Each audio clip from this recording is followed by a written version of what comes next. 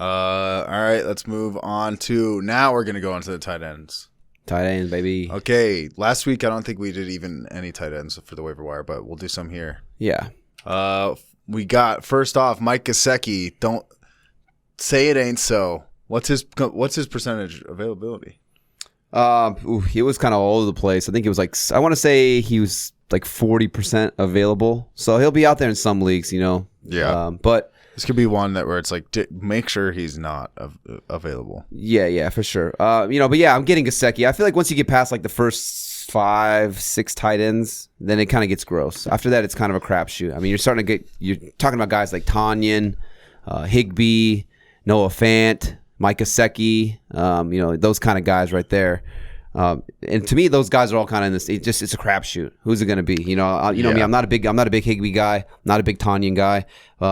Maybe it's because I'm a Dolphins fan. I'll admit it, but I am a big Gesicki guy, and I do think that he finishes the season as a top 10 tight end, even if it's like tight end 10. But he's still a top 10 tight end, right? But I mean, last game, for what it's worth, 10 catches on 12 targets, 86 yards, and just watching this game, and Jacoby Brissett's going to be the guy for the next 2 weeks at least because they put 2 on the short-term IR.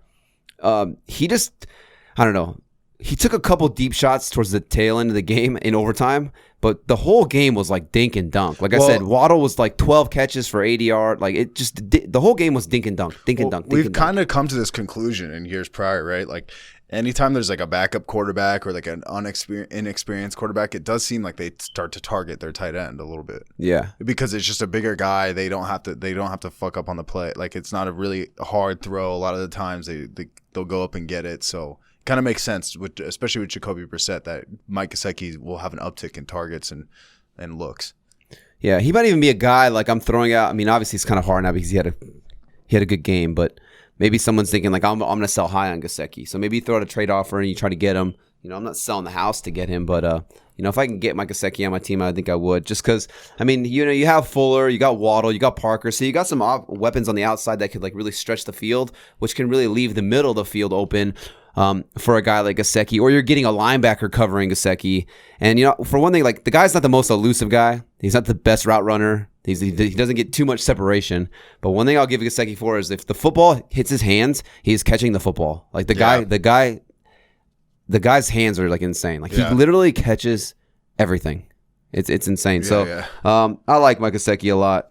If he's out there, I'd be going to get him because, like I said, I would feel more comfortable playing Gesicki on a week-to-week basis over Tanyan, over Higbee, over some of those like tail end guys. Like I don't know, Conklin. I've been hearing some Conklin talk. Tyler Conklin. Well, Tyler Conklin did get targeted in the red zone a decent amount. Yeah, but I'm still like I'm saying. For me, in my opinion, at least, like I'd rather have Gesicki over all those guys. That could be a Dalvin Cook being out the thing that you know what I mean. That's not that doesn't mean all of a sudden Conklin's going to be.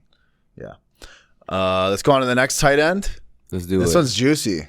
This is kind of like a deep dive sleeper. Bro. Dan Arnold. I couldn't even find any Jaguars highlights. We got for the for audio listeners, I'm playing Cardinals highlights for Dan Arnold. Yeah. But this kind of goes to my point with inexperienced quarterbacks. Trevor Lawrence.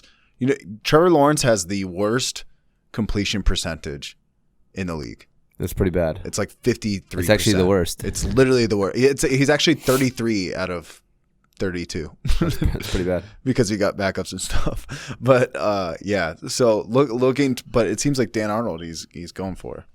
Yeah, so this is kind of like, before we started the podcast, there was a trade. So the Carolina Panthers traded Dan Arnold and a draft pick to the Panthers to get a cornerback in return and a draft pick. So Dan Arnold goes from Carolina. Now he is with Jacksonville and the Jaguars. I think this is in part to James O'Shaughnessy. He got hurt. He could be out for the season. I could be wrong, or he's hurt. But this is more of like I'm not wasting a waiver claim. I'm not spending too much fab. Maybe speculative ad. Maybe I'll drop $1 on it. But Dan Arnold to me is kind of just a big body guy, red zone guy. I mean, look at him right here. He's like 6'7", 6'8". So just a red zone weapon for a guy like Trevor Lawrence, when they get in close. And so like I said, I feel like when you're talking about guys like Higbee and Tanyan, like I said, I keep bringing those guys up. Even Gesicki, if we're going to throw it in there, I feel like Dan Arnold could be in that realm. If he's going to get the targets, I mean, the guy's a capable pass catcher. He's not really like your typical tight end. He's kind of like an oversized wide receiver. So now if you put him with the Jaguars, There should be a lot of negative game scripts where they're throwing a lot more. Red zone weapon. So yeah, I'm not mad at potentially getting Dan Arnold, especially if you're hurting at the tight end position. You take a shot in the dark. If it works out, it does. If it doesn't, then whatever. You just drop him back on the waiver wire. Yeah. I think it's juicy. Trevor Lawrence, he needs a big guy to throw to. What'd you say? You said you liked that video and it was really informative, and now you want to subscribe so you can win your fantasy football league? Okay. Go ahead. You wish that we would live stream and answer fantasy football questions every Sunday before the games? Okay, they sure do. AVG Fantasy Football has your back. Did you get what I did there? It was a little Dora the Explorer, a little back and forth. Like, we weren't actually talking, but you thought maybe you did. Yeah, you thought. Yeah, I convinced you. It's called acting. What else did you say? You said that you want to be able to call in while we do live streams? Hey, should I start McCaffrey? Well, yeah. Here it is. This is an example of what's going to happen. Hello? Yes. I'm curious. Should I start Dalvin Cook? Then this is us.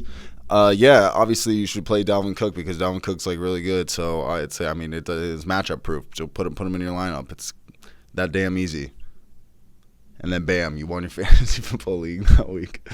But yeah, go ahead and subscribe to the YouTube channel if you want to see more videos just like this.